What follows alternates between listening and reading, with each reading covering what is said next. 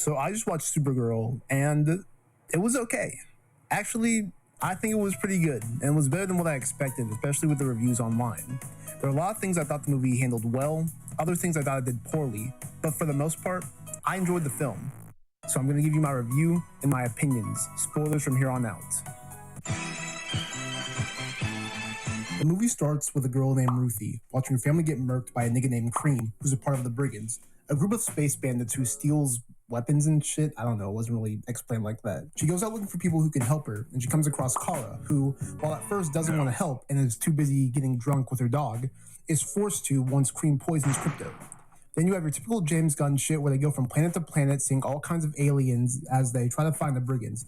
And hey, look, there's Lobo. You guys like Lobo, right? Hey, he's in the movie, look at him go. Blah, blah, Kara and Ruthie beat the Brigands, they beat the bad guy, and it ends with Kara going back to Earth to hang out with Clark Kent, aka Superman. With my piss poor review out the way, let's get to the positives and negatives, starting with the negatives. Firstly, I was not that impressed with the fight scenes, but then again, James Gunn isn't known for his fight scenes or his incredible choreography. It was just very boring and bland for the most part, just your basic flying around, knocking bad guys off the building, shit like that. They tried to recreate the Mr. Terrific fight scene from Superman, and it just came across really corny this time around, like trying to redo something that was cool, but it just didn't hit the same.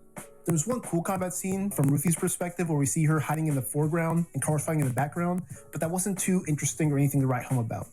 Secondly, the villains. I just could not get behind Cream, and I was kind of disappointed from this because James Gunn is known for taking obscure villains and making them actually entertaining. We see this with Ronan the Accuser, the High Evolutionary or Ego from the Guardians of the Galaxy franchise. He even did this with Starro the Conqueror from the Suicide Squad. Like, this nigga could make a goddamn starfish entertaining, but you couldn't take the concept of a space bandit and make him cool. That was just really disappointing from someone as acclaimed and as creative as James Gunn. Thirdly, the dialogue was just so cringeworthy and corny. Like, it felt like I was watching a modern day Marvel project. Like, you have Kara constantly going from being nihilistic to being this drunk party girl. And you have Ruthie constantly just talking about her mission to avenge her parents and not anything unique or different. It's just revenge, revenge, revenge. How am I supposed to get behind her when I don't know anything about her, except that she just wants to kill the guy who killed her parents? The dialogue really struggled to help me get behind these characters. You know what I'm saying? Like, it just felt so bland and basic, especially for James Gunn standards. Lastly, and probably the biggest hit on James Gunn's list, Lobo. I'm not gonna lie to you guys and say that I'm the biggest Lobo fan because honestly, I'm not. But I really think the concept is very cool. And a mortal bounty hunter that doesn't give a fuck, that's a cool concept. And it's not just me saying that. Thousands, possibly millions of comic book fans have been waiting for him to hit the big screen.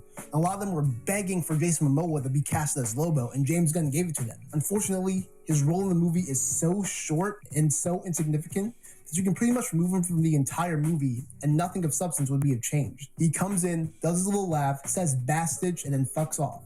The only really important thing he did for Kara was take out those kryptonite arrows from her body at the end of the movie. And even then, she shouldn't have been in that situation in the first place. So honestly, he's so inconsequential and does literally nothing that it just felt like he was put there as a cameo and to just drive ticket prices. Like, hey, look, Lobo's here, guys. You want to watch the movie because Lobo's in it? Please buy a ticket, please. And it sucks because he was all over the marketing, only for him to do basically fucking nothing throughout the entire movie. Like, he was just there to sell tickets and sell a shitty little popcorn bucket that like, what is this, bro? What is this?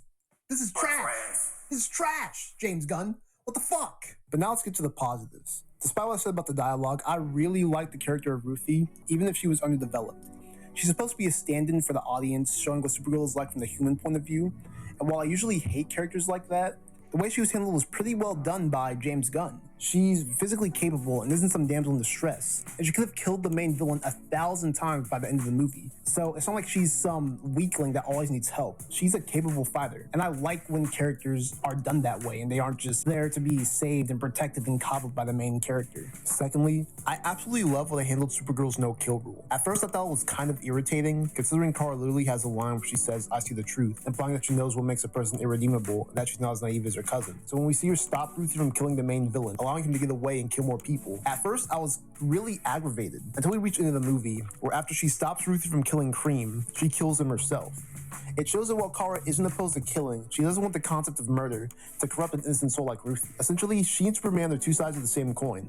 They both care for others and will do their best to protect them, but Kara knows when someone is irredeemable, while Clark wants to save everybody.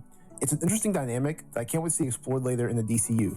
However, that does bring me to my last point, which doesn't have much to do with Supergirl, but with the DCU and James Gunn direction as a whole. We are almost 4 years into James Gunn's DCU. The only projects that we have so far are Suicide Squad, Peacemaker, Creature Commandos, Superman, Supergirl, and the upcoming Clayface movie. When you compare that to the first 4 years of the MCU, it's kinda lackluster. By 2012, we got our heavy hitters introduced to the new universe, which culminated in the Avengers that year, the best hero crossover event in cinematic history. Meanwhile, we've only seen Batman once in a flashback. There's been no sign of Wonder Woman or Flash, and our greatest heroes in the universe so far are Hot Girl, Metamorpho, and Guy fucking Gardner, bro. At least we have the GOAT Mr. Terrific. All I'm saying is I'm scared of the direction James Gunn is taking this universe. I know he's used to working with obscure characters and concepts, but come on, my bro. You have some of the greatest heroes of comic book history at your goddamn disposal. Use them, nigga. Use them. Anyway, Supergirl was a 7.5 out of 10. Thank you for watching. Peace. If the world was ending, I'd want to be next to you. If the party was over, our time it was through. I want to hold you just for a while and die with a smile.